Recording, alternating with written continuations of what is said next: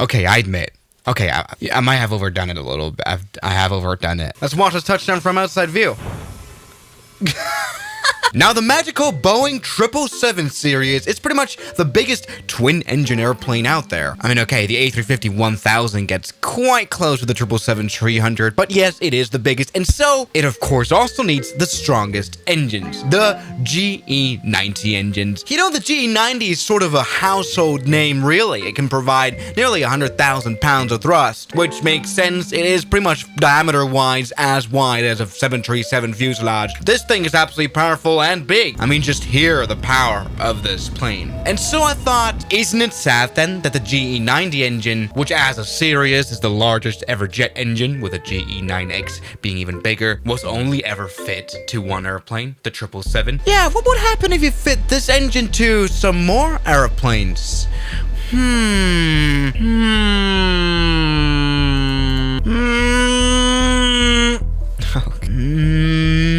Okay, these, oh my god, these are quite a little bit bigger, aren't they? Okay, ladies and gentlemen, this is the G. Okay, the reason why this is interesting with a 737, really, is because we have the same diameter here. And the problem is you couldn't really fit this under the wing now, could you? Like, it would just obviously very awkwardly clip the engines. We'd have to put it on top of the wing, which would, this would be oh my god. No problem. All right, so everybody admire my new creation. This is the GE90 737, and really this puts into, you know, perspective how huge these engines are. Standing next to it, it's pretty insane.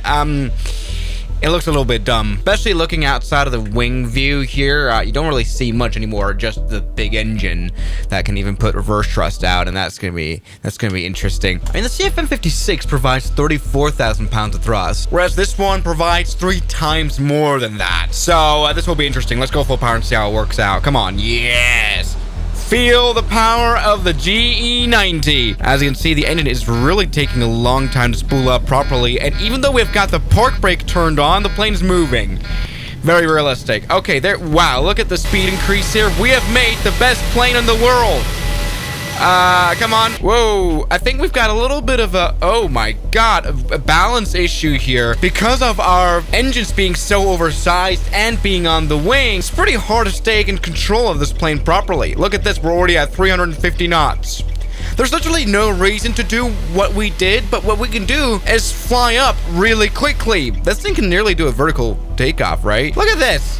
I have definitely done a lot of improvements, everybody. Look at this, we're already at 10,000 feet. We are climbing pretty insanely. I mean, this thing is definitely faster than the Concorde when it's climbing. Well, this is like the craziest thing I've ever seen. We are at 21,000 feet. We're climbing at 10,000 feet per minute, and we're gaining speed despite that. And I mean, this could be at least like somehow possible to do, right? I mean, let's not talk about our fuel consumption. As you can see, it's almost like we're leaking fuel. According to the calculation of the flight simulator, at full fuel we have a 1 hour and 30 minutes of flight time.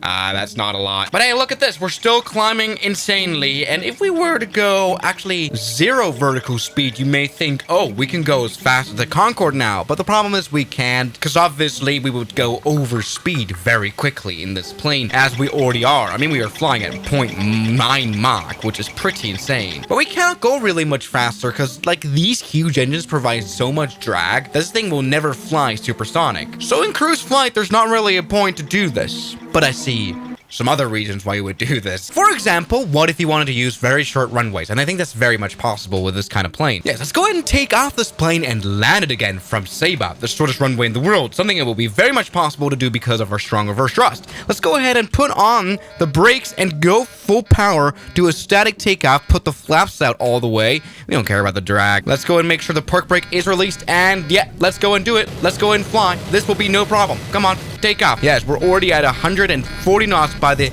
end of the runway. Oh, I kind of forgot about the drag situation we got going on. Perhaps I need to make the engines mounted a little bit so there's a bit of an angle there. Yeah, that would be good. Oh my god, the reverse thrust is actually genuinely funny. Great. Okay, small little tail strike. Let's go ahead and go full power now. You can do it, airplane. Yeah, good, good, good, good. Let's pull up the nose already just to make sure. Yeah, something like that.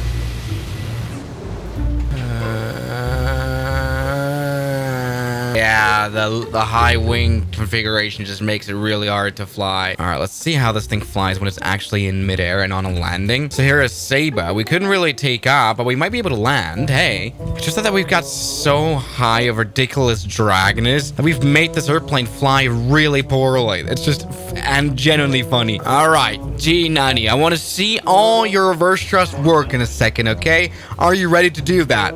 Yes, because I am. Let's put it on already. It takes a while to spool up on the reverse thrust, so let's make sure that that is available once we touch down. Yes, yes, yes. Stop now. Stop, stop, stop, stop, stop, stop, stop, stop, stop. You know what? That nearly worked. Nah, yeah, this is dumb. You know what I'll say, though? I feel like this plane deserves a bigger engine. This is a Cessna Citation X. Okay, I admit. Okay, I might have overdone it a little bit. I have overdone it. These engines are huge. Bigger than the airplane's fuselage. This thing has now 10 times the power it's required. Also, this thing would just tip over in real life. I did kind of mess around with the weight and balance. Let's see if I can turn this engine on at all. I feel like this is the kind of thing where it would just immediately run out of fuel. Let's see. Yeah, it's got a flight time of 17 minutes. Very nice, very generous. All right, but let's see. Come on, let's see if it flies. I might have made it a little bit too powerful. What in the world is this flight characteristics? I have never seen a thing. Oh my god. Oh, wow. All right. This thing is a rocket in real life. Oh my. Can you see this? In real life, this thing would just fall apart, by the way. Like, genuinely, the idea is to remove flying surfaces when over speed or over G limits. And that will just make the airplane fall apart. That's kind of what happened here. No, that's probably the dumbest thing I've done some dumb stuff, you know? Like, I'm not even going to deny it. Come on. Try again. Try again. Try to stay on the runway, by the way. Which gets really hard. Oh, okay. We're a little fast. Don't worry. Gear overspeed. No problem. We've already crashed. That's probably the dumbest thing I've ever done. Like, this would never fly stably. It's probably the only way to fly this is by using, like, 10% of throttle. Or maybe even less. I mean, look how fast we already are. Oh my goodness. Okay, there you go. Never mind. Yeah, at very, very low throttle, you can actually fly this relatively well. Throttle idle. Look at that. I don't even want to begin to imagine what would happen if you were to put reverse thrust on mid-flight, which you can do on this plane. Would you just fly straight backward? Yeah. Kind of. What? No, generally, like, with the power of this reverse thrust, we should be able to take off backward, right? Kind of like that. Yeah. Reverse thrust is happening. A little bit of sparks here, no problem. We can actually control this plane quite well. Now our... what is our... Oh. Yeah, this is very dumb. Let's maybe try a plane that would kind of be plausible. Like, we all know the sportiness of the 757, and we all love it. Sports car of the skies. I think we can even make it more powerful. I mean, hear this plane in its original form. This is the 200 757. And see this acceleration. Like, this is the... Look at this. This is not upgraded or anything. This plane is fun. This plane is fast. This plane doesn't need a lot of runway. It's always the biggest plane to be able to fly out of places. So, let's make it even better. Now, this is a little bit problematic. I just figured, doesn't really all right, come on, let's get flying. Let's go full power. There's a minor wing strike situation, engine strike situation going on. So this, you know, this is what can happen. You know, this is okay. This is fine. I mean, we still got a lot of power. Okay, it's kind of draggy here, the situation. Come on, full power. You can do it, plane. Yes, look at that. We're actually using more runway and we're damaging more stuff. It's very interesting how big the GE90 really is. Look at this. We are gaining speed. This is definitely a lot more powerful than the 757 would normally be. But still, this we made this airplane quite a lot worse. Hey! This is great. I wonder what a landing would look like now. It would be kind of awkward, right? You're great. Let's watch this touchdown from outside view. All right, let's go ahead and put the reverse thrust on and stop. And that shouldn't be a problem at all. Yeah, that goes by extremely quickly. This is probably the dumbest video I've ever done. I mean, let's like kind of... let's go ahead and put a truck engine into a smart car. Doesn't really work. So thank you guys so much for watching this dumb video, and I'll see you guys tomorrow as always. Goodness. And a special thanks goes out to my members, my supporters, Guns Killer, R27, James Duram, That Dude, Anime Gods of Gaming, Derek, Insider Plane, Nishijitsu Finder, Professional Jamal, Ryland Williams, and New the York. You've got beautiful names.